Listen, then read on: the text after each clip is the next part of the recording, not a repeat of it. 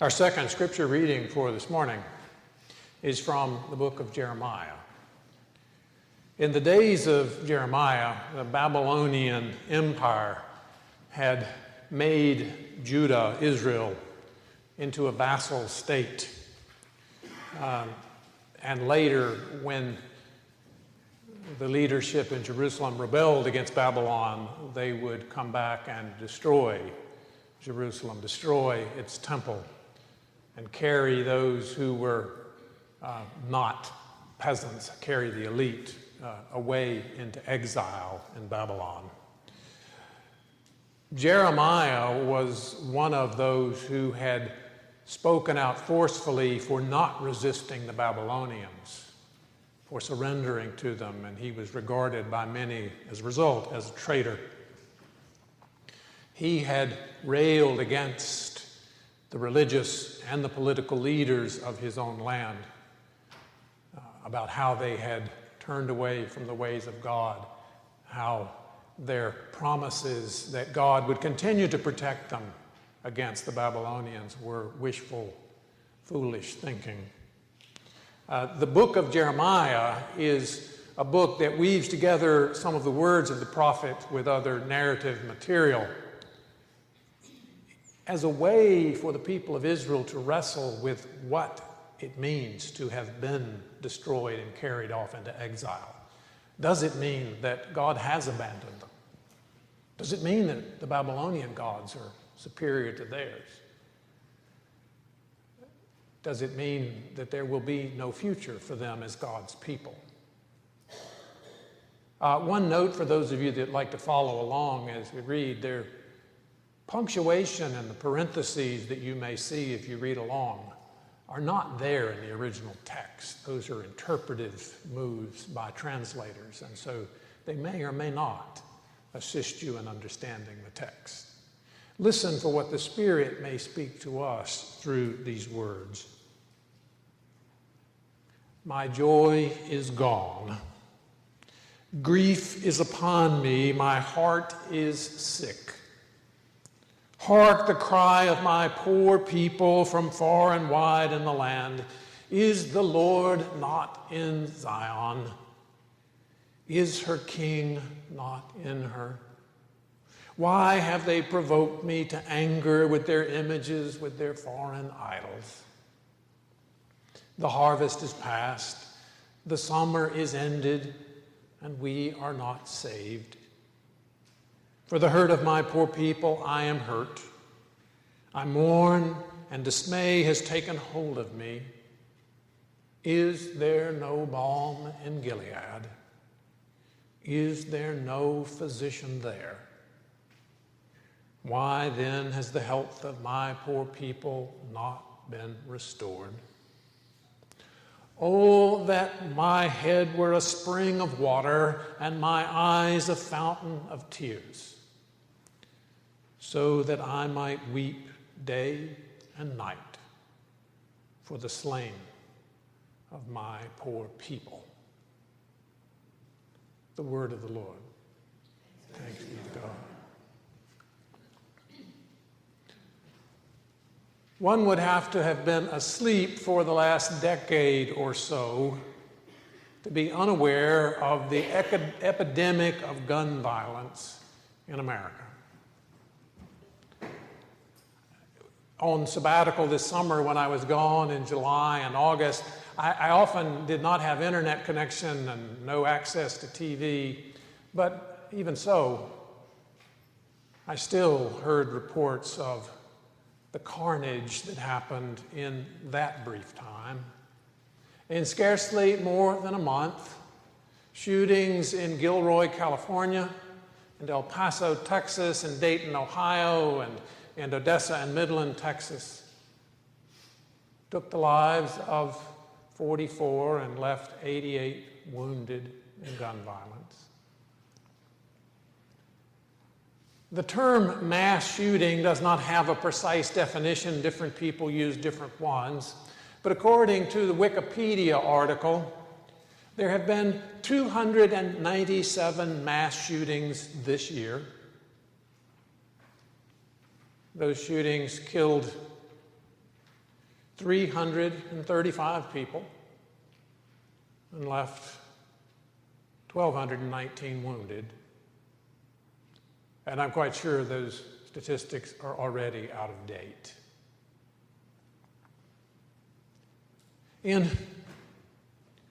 2017, there were just short of 40,000 people who died from gunshot wounds in America. Of that number, nearly 24,000 were suicides, a figure that is sickening all by itself. And of course, that means that some 16,000 were killed by someone else.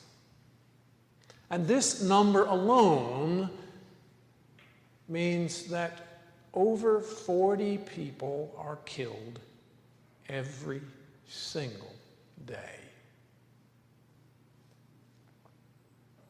Now, it may well be that many of you are familiar with these numbers.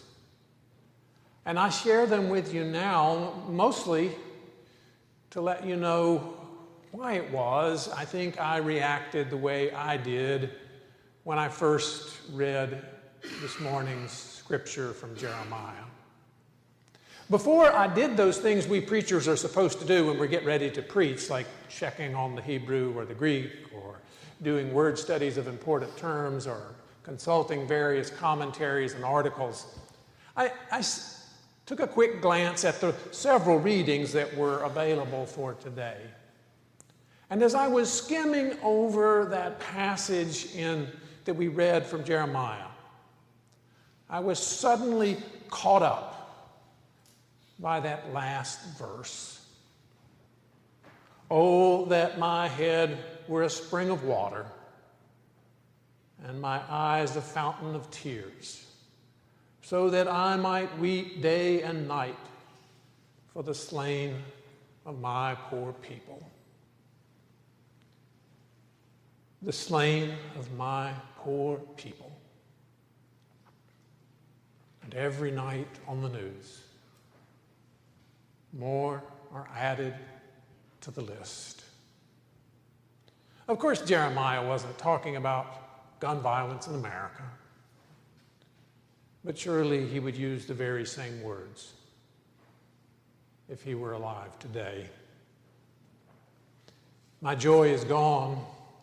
Grief is upon me. My heart is sick. Hark the cry of my poor people from far and wide in the land. Is the Lord not in Zion?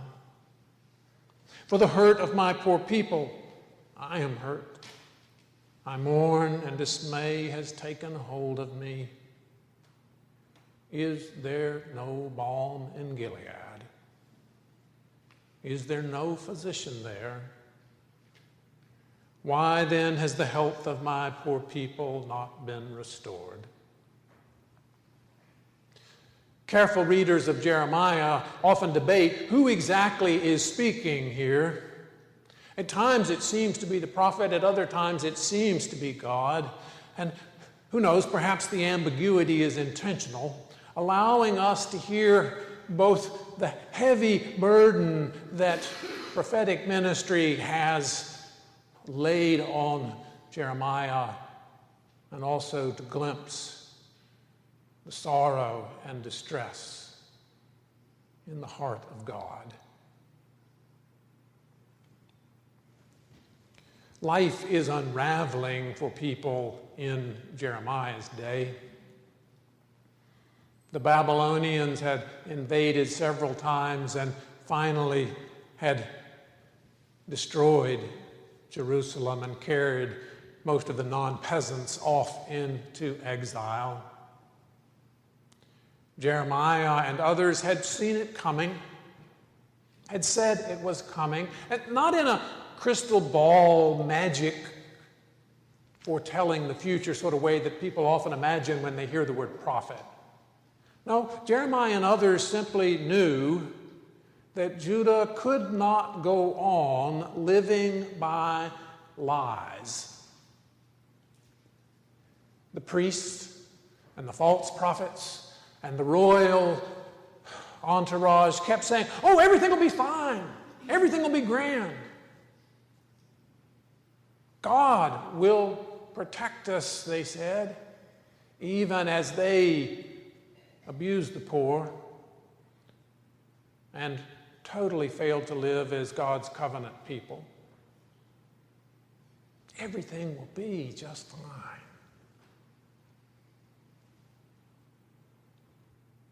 Such thinking is still common in our day. Magical thinking is equivalent. We're going to go with this. Yeah. Sorry about that. Such magical thinking is still common in our day. We're not that different. Somehow the answer to gun violence is more guns, not less. Climate change isn't real, it's a lie. Keep living as you always have. Consume more and more. Don't worry, everything will be just fine. And the death toll rise. And the hurricanes grow more deadly. And the temperature is warm.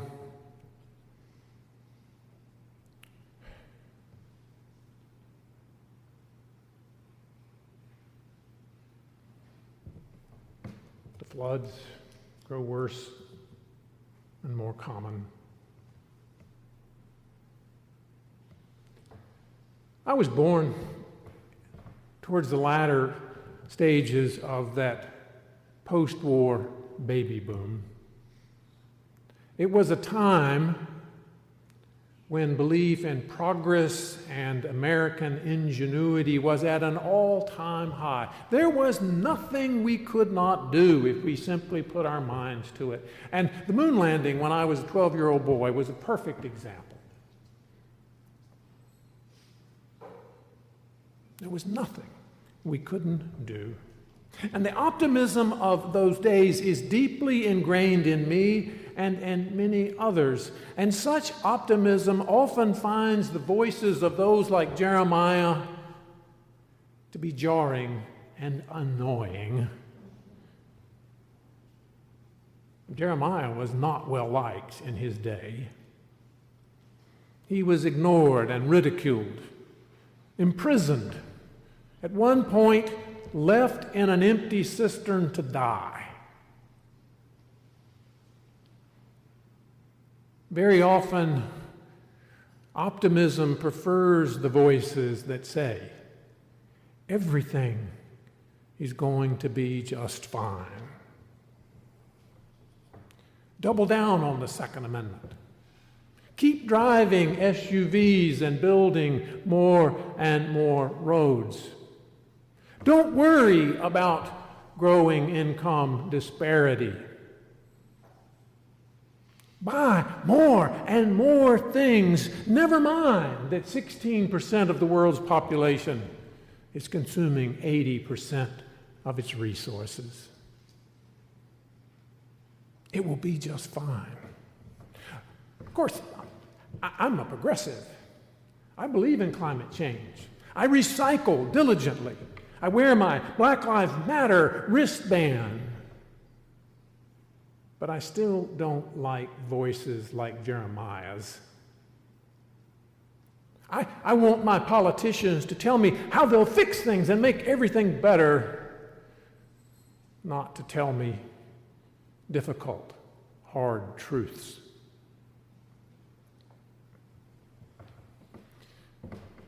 American Christianity often shares, I suppose you would say, this aversion to truth-telling. In Joel Osteen's Christianity, God simply cares about you having your best life now, never mind about gun violence or climate change or systemic racism. Now, progressive Christianity has little use for Osteen's prosperity gospel. Yet, still very often we turn spirituality into one more consumer item that will make your life a little better if you figure it out. And I'm not sure that either sort of Christianity would ever invite Jeremiah to lead worship. What a downer that would be. Jesus might disagree. In his Sermon on the Mount, he begins with, "Blessed are the poor in spirit, for theirs is the kingdom of heaven. Blessed are those who mourn, for they will be comforted. Blessed are the meek, for they will inherit the earth. Blessed are those who hunger and thirst for righteousness, for they will be filled." At least 3 of those Beatitudes describe Jeremiah to a T. He is poor, miserable in spirit. He is in deep mourning, and he longs, he yearns for a world set right, which is what it means to hunger and thirst for righteousness. Like Jesus, Jeremiah has no doubt that in the end, God will set things right, but he has no expectation that it will come quickly or easily or without great cost. Surely Jeremiah would have understood the cross. I wonder if our faith, our various spiritualities, don't have much to learn from Jeremiah. We need to speak the truth. We need to long for, to hunger and thirst for a world set right and to mourn the depth of its brokenness. We need to speak the truth about the ways that it is broken, the truth about our participation in systems of privilege and oppression, the truth about how easily we dismiss the plight of others, the truth about our captivity to a consumer culture that not only threatens the planet, but requires large numbers of people to live in poverty. We need to learn and to practice the biblical language of lament, to cry out with Jeremiah in anguish to God. Then, perhaps, we might be ready to learn what it means to take up a cross and follow Jesus. Then, perhaps, we might begin to understand what it means to live in hope of resurrection and of God's new day. Amen.